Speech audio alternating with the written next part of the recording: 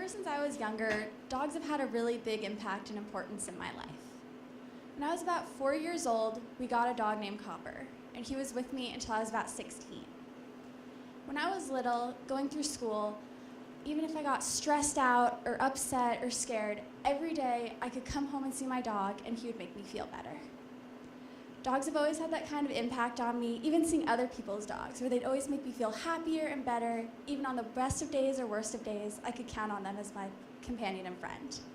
So this is why this topic is relevant to me and I think is really important. In today's school environment, and especially in high schools, the stress epidemic is everywhere. An article by the American Psychological Association looking at teen stress found out that the average teen has more stress than the average adult. Teens are putting so much stress on themselves to get straight A's, to get perfect grades, because they feel that's the only way to get into a good college.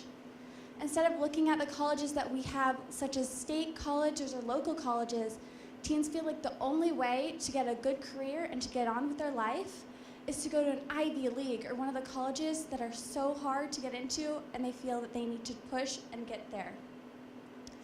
A study by the Journal of Family and Medical Care found that academic stress is so prevalent that when people are put under such amounts of academic stress, they feel depression and even possible suicidal behavior. This is amazing how much this is affecting students, but yet there's not as much that we can do or resources that we can use in our schools to combat it. We have counselors and teachers and people we can talk to, but I think more needs to be done based on how relevant this situation is. So my proposed solution to this problem is to have therapy dogs implemented in high schools. And the examples I'm going to be talking today are specifically based for the Anchorage School District. I'm going to be talking about 3 benefits to having therapy dogs in schools, as well as an implementation process, and why this would be a good idea, but might not be very easy to implement right now in the Anchorage School District. The first benefit to having therapy dogs in high schools would be for it to create a healthier learning environment. The learning environment is very vital into how much students take in and how much they learn.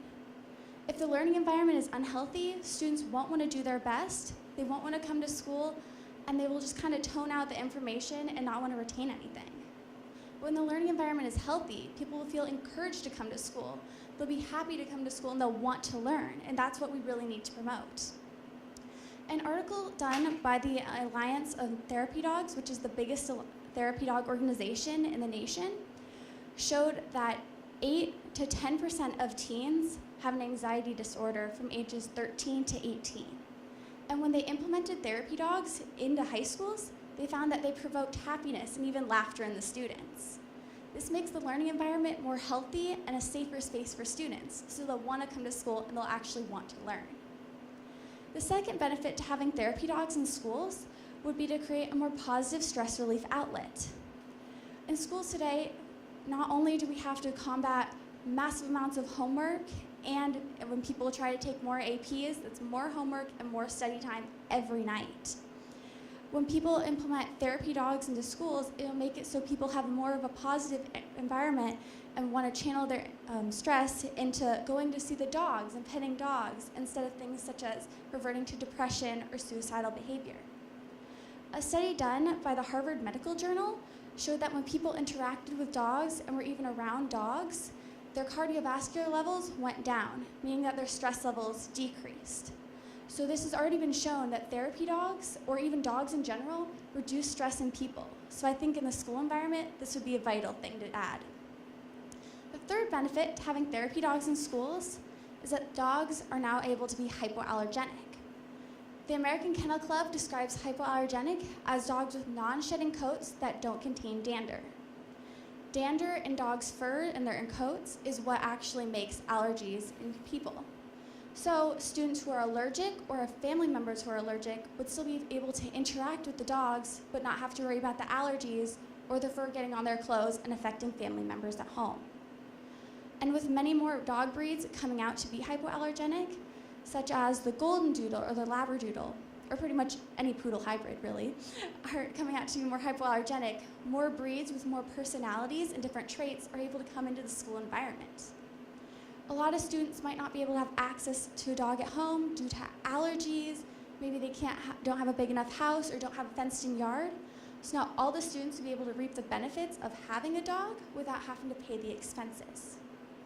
Now that we've talked about a couple of the benefits of having therapy dogs, we need to also talk about how this would even be implemented in the school environment. So how you'd start it is you'd look for a therapy dog organization.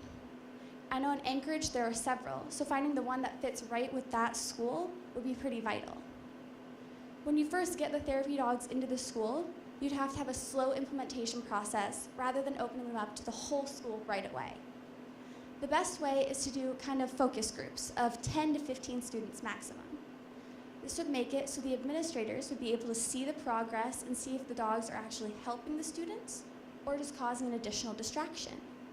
If the administrators see that it's helping the students and not causing a distraction and making their learning environment better and making them want to study more and be at school, they can open it up little by little to the whole school, so the whole school will be able to reap the benefits. But if they found out that it wasn't working, or the organization wasn't right, or it was just a distraction that wasn't really helping the students' learning experience, they could take it out so that it wouldn't be a bad factor. I know I go to South, and I have two kind of examples there that I think are kind of relevant. The first one would be at the Tracing the Dragon Assembly. They brought in therapy dogs. These dogs were a little bit more trained than the average therapy dog would be because they were emergency response dogs, but they kind of showed how therapy dogs would work. All therapy dogs would have special training and special handling, so it wouldn't be somebody inexperienced or a dog that's too rowdy or a dog that would be nippy or something that wouldn't be good to the environment. They also would wear vests that would point out that that is a therapy dog. A lot of them had red vests or vests with patches or leashes that made it more of an indicator to the students and the teachers that these are therapy dogs and not just random dogs a person's bringing into the school. The second example is my A-push teacher. He brings in his dog every time we have tests. And he does that because he thinks that, and it helps make students feel more comfortable and a little bit less stressed. When we take the tests, we don't feel as much anxiety about it. So it kind of shows how therapy dogs have come into the school environment, and I've seen them before, and it does kind of help students and make them feel a little bit better. So why this might not be feasible in the Anchorage School District right now is an article by KTVA stated that the Anchorage School District was looking to carve out $13 million from their $700 million budget for the school year of 2019.